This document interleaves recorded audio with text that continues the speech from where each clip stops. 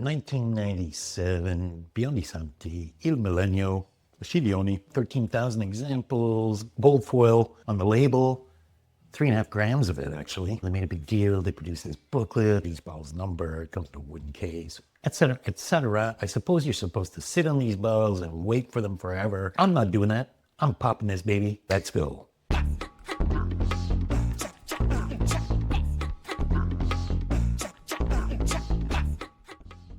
What do we got in the glass? Very muddied ruby with some black tone and super cloudy wine. Big blackberry nose, maybe a little rawness to it, but also some aged sort of cellar, a little bit of the barn maybe.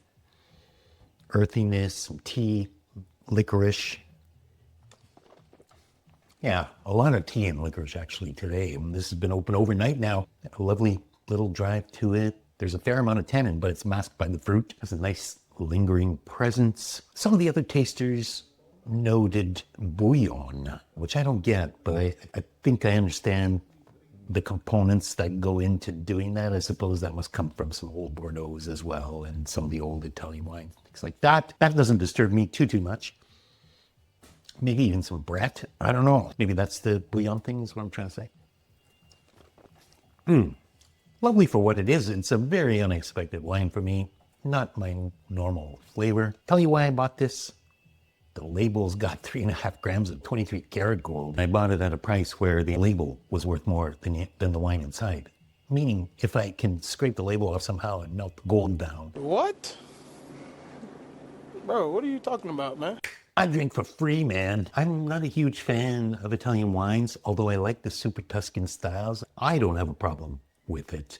I think it moves out of the sort of traditional styles of wines. Where I do have a problem, or I think some things are not always best served by tradition.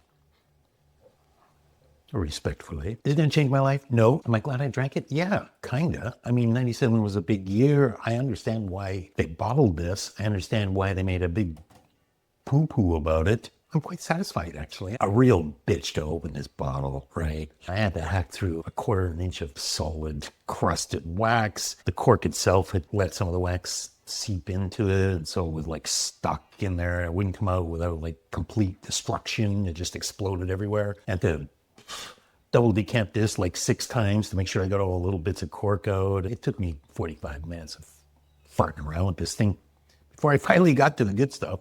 Got to drink some, and you know, at the end of the day, it wasn't a bad wine.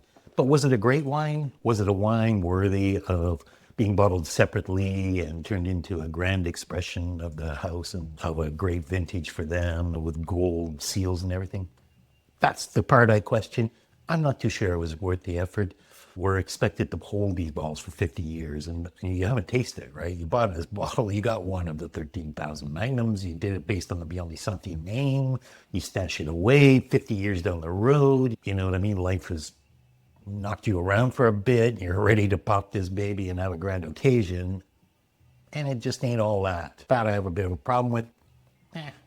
C'est la vie. They're not all gonna be super winners. I still don't think this was a complete disaster or anything like that. I think it's a 93 point wine, a solid 93 as well. So I don't necessarily see it as a bad thing. There's always something good to say about a decent wine. And in this case, that's it. Was it worth 250 euros? If you consider the gold in the label, absolutely. Is it good value? Absolutely not. Have you tried this wine? Leave it in the comments if you have. Leave in the comments if you're a fan of Biondi Santi. I know that they are really appreciated for the Brunello, especially the Reserva. That's what I had for this time. Thanks for watching. We'll see you soon, and hey, stay thirsty.